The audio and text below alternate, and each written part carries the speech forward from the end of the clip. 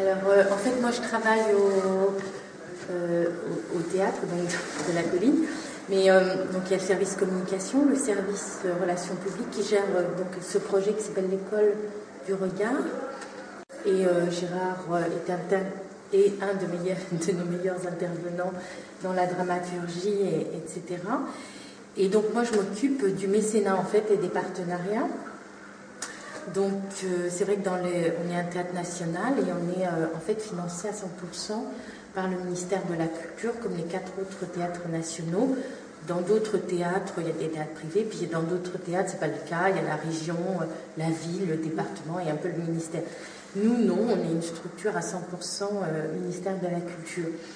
Alors, le mécénat à la Colline s'est développé il y a quelques années parce que en fait, on connaît cette pratique plutôt dans les pays anglophones et pas trop, surtout pas en France, avec le 1% de la culture et l'importance qu'a la culture, du budget de la culture dans la mise en place de tout ce qui est culture artistique ou éducation artistique. Aujourd'hui, les entreprises se sont organisées, c'est plus trop la danseuse en fait du roi, voilà, et on disait j'aime telle personne et je lui donne de l'argent, j'aime tel artiste de Molière, enfin à tous.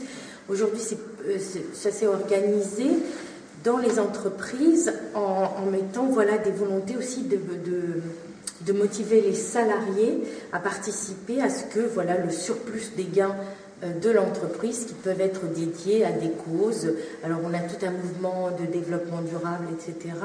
Et ça a accompagné cette histoire-là, parce qu'aujourd'hui, dans le secteur des entreprises privées, beaucoup d'actions sont soutenues, mais plus dans le cadre de l'humanitaire, de la santé, de l'éducation et de la solidarité.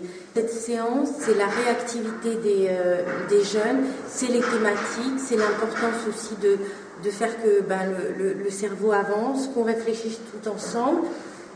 On n'est surtout pas dans votre secteur, mais c'est vraiment c'est complémentaire et c'est vraiment à cet endroit-là qu'on veut être et que la Caisse d'épargne en Île-de-France, qui est le mécène, veut être aussi avec nous.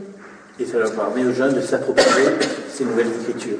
Et on a vu dans l'atelier comment les jeunes réagissent au quart de tour et comment ils sont totalement à l'aise finalement dans des nouvelles écritures, alors que vous pourrez avoir l'impression que ça va être trop difficile pour eux. Il y a souvent dire c'est trop difficile, le théâtre contemporain ou les écritures actuelles. Et concrètement, quand on est sur le terrain, on se rend compte que les élèves sont comme des poissons dans l'eau dans ces écritures et ils les captent peut-être des fois même mieux que les adultes, peut-être justement du fait de leur spontanéité, de leur ouverture, et puis du fait que aussi les enseignants les aident à plonger en fait là-dedans.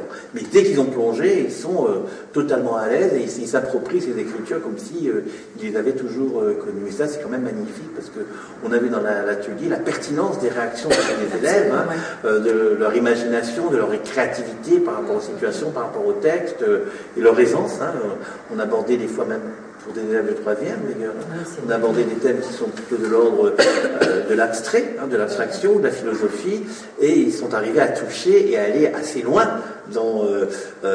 en les exprimant de leur manière, avec leur langage, mais toucher des choses assez profondes qui ont aussi très bien rebondi sur le texte de Rilke qu'on a lu, par exemple, sur la solitude.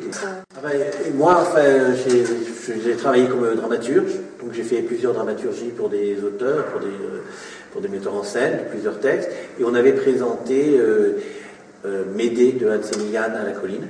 Et à la suite de cette expérience de Médée, qui avait très très bien marché, et puis j'avais fait des ateliers autour de Médée, à partir de là, avec la Colline, on s'est mis d'accord sur le fait de continuer à travailler ensemble. Et c'est là où j'ai proposé à la Colline, j'ai dit, il y a une chose qui n'existe pas, et que la Colline peut créer, ce sont des ateliers de dramaturgie en direction des lycéens ou des étudiants, pour faire rentrer dans l'univers du travail de la dramaturgie. C'est ce lieu-là, c'est le lieu de la multiplicité des paroles. Pas des paroles qui s'opposent, mais qui se complètent, qui se répondent, qui s'affinent. Et donc il y a une multiplicité. Je crois que le théâtre, c'est celui unique de ça, de la multiplicité des paroles complémentaires. Et ça, c'est quelque chose qu'on peut vivre qu'au théâtre. C'est pas binaire, mais c'est multiple. Et on peut toucher ça facilement avec le théâtre.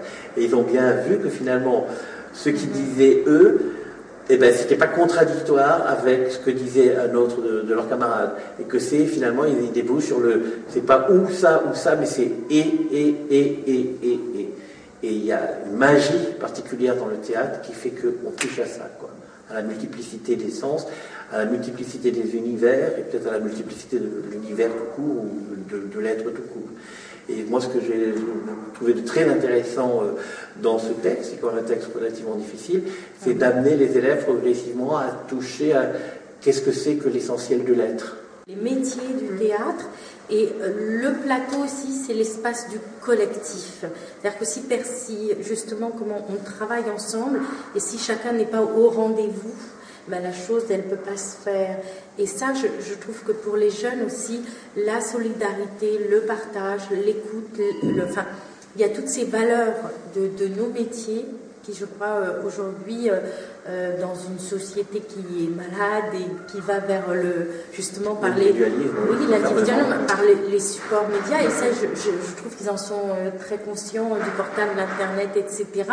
Ben, on retrouve ce collectif, et je trouvais que c'était assez intéressant. On le retrouve.